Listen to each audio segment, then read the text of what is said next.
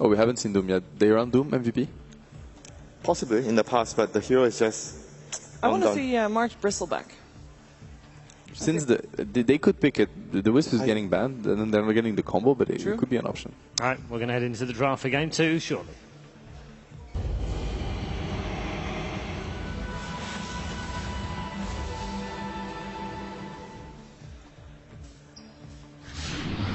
MVP Phoenix versus Vici Gaming.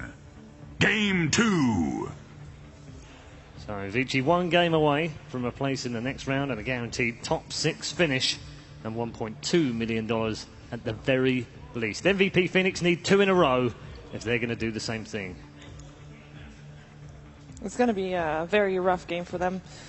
I think Vici Gaming looked really on point that previous match and no signs of weakness, really. I think they should go with the same sort of strategy, maybe just refine the hero picks a little bit and tailor it more against Vici's draft, and I think that's probably their best approach to winning. I think late game, like, that's not a strategy that MVP Phoenix is known for, and Vici, I think, is much better in the decision-making in the middle late game. And as we saw, like, Phoenix just got picked up once or twice, and then everything just fell apart. It's just a note on the draft while we're waiting. There are just 20 heroes left in the pool that haven't been picked. Can you name them all 20? No. Oh. I'll start with Doom. DP? One. Death Prophet. That's a DP. Was Alchemist? Yeah, Alchemist is in that pool. Actually. Elder Titan? Yes. So many good heroes. Like, no, really, those heroes are actually viable. You know, we're getting Spirit Breakers and Techies, where Alchemist is just waiting Come on the on. side. Hey, hold on, Mirana. Mirana, come on, Put it Potom. in there. Who can speak against the Potom? I love Potom. I actually saw Potom walking over here. Real life one, without a Panther, unfortunately. Oh. Yeah. It's mildly disappointing with that. Yeah. But yeah, just 20 left in the pool. It's also the second highest amount last year. There were just over 90 heroes used, so we're not far away from setting a new record. Terrorblade? that one's fine. Okay, just Don't stop. try that. Just stop now. Meepo Invoker. The Invoker is actually a nice hero to get. Yeah. And as we see the opening, this time around they're going to steal the Clockwork from Vici Gaming. It was quite effective. We saw some very impressive hooks from SSI. So I'm thinking of that charge away from the Spirit Breaker into hook. That was incredible. The first pick, Lina, yesterday we were like, and you guys mentioned that Lina is going to become a top pick in the later phases of the tournament, and that's what we see today. It's been the first pick every game.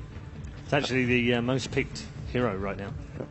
And very effective as well. Like, I think the win rate is quite high.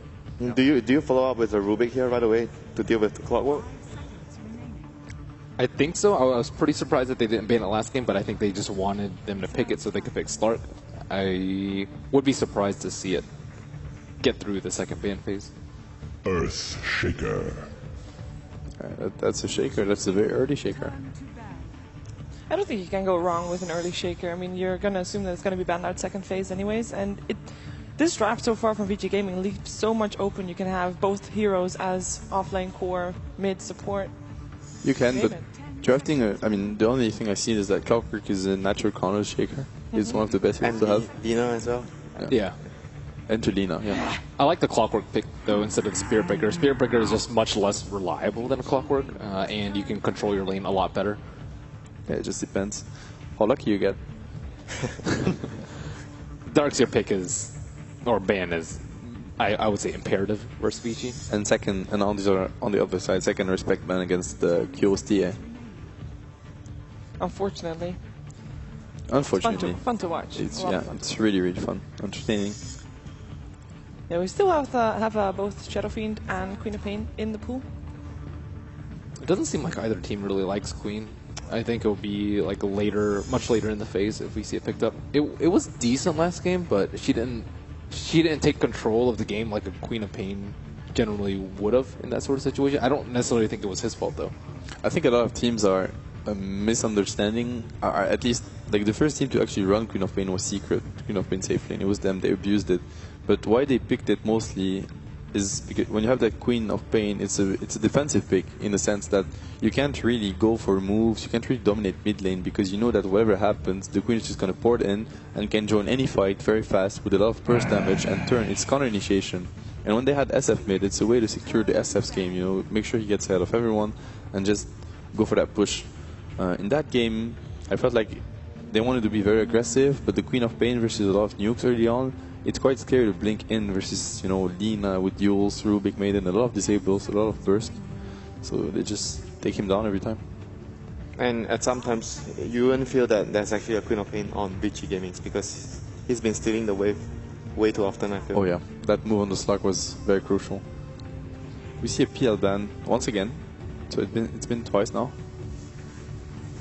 And the Darkseer was not banned, I think, in the first game. I don't recall the Darkseer ban because they Darkseer first was played ignored Clockwork. first game. Okay. I mean, they, at that point already VG Gaming had the Clockwork and we already had the Spirit Breaker on the side of MVP Phoenix. They did have last ban Luna last game. Is still in the pool. I think if VG Gaming in this case most likely wants to pick up Luna, should be one of these two picks. Although against the Clockwork is not ideal. Yeah, Luna against Clockwork. When Clockwork gets an early good start, you without a BKB you can't cast any of your spell. You can't cast your Eclipse and your Beam as well. So it's kind of a good way of dealing with the Luna early on.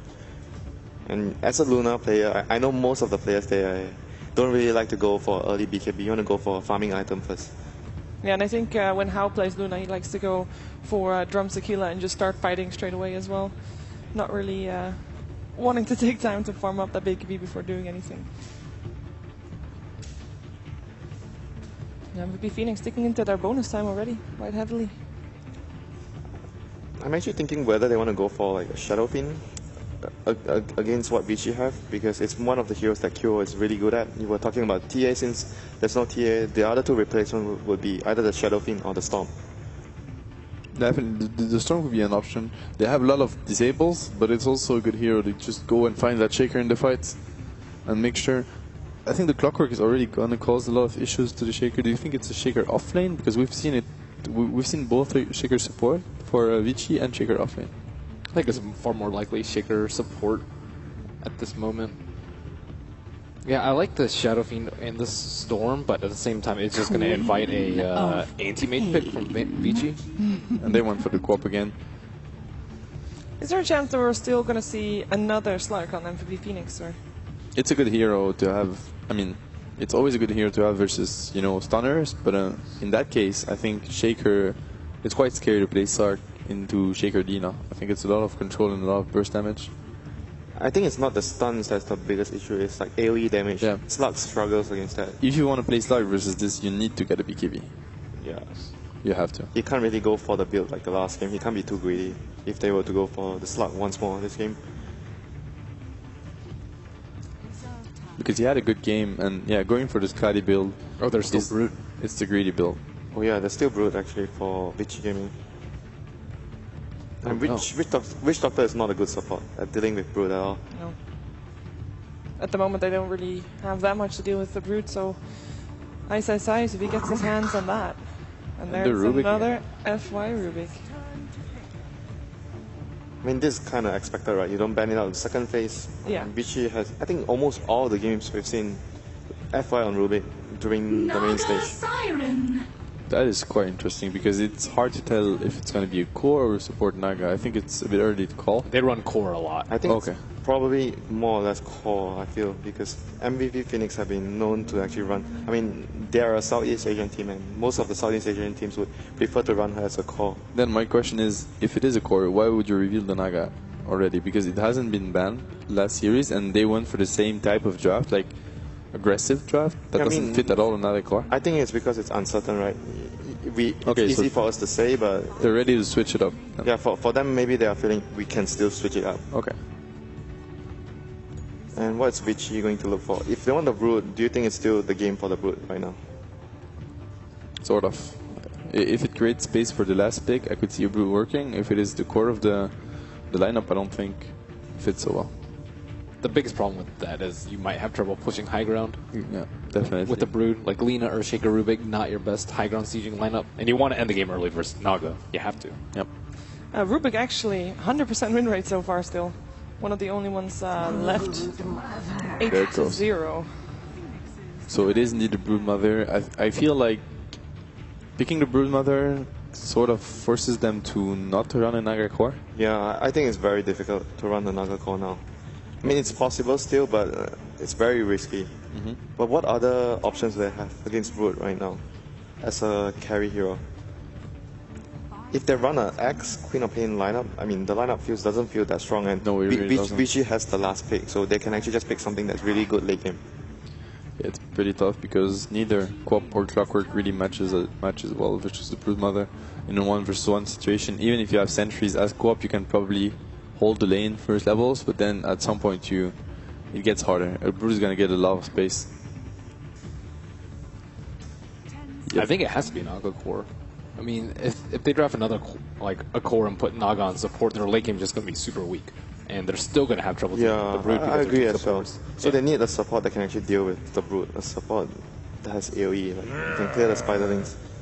So far, I'm thinking Sand King, but their lineup seems weak with Sand King as well. It has synergy with the song, but I'm not sure how well it will work. They could go for the Spirit Breaker again if they like it on position 4. It's a decent hero to have versus Brood as well.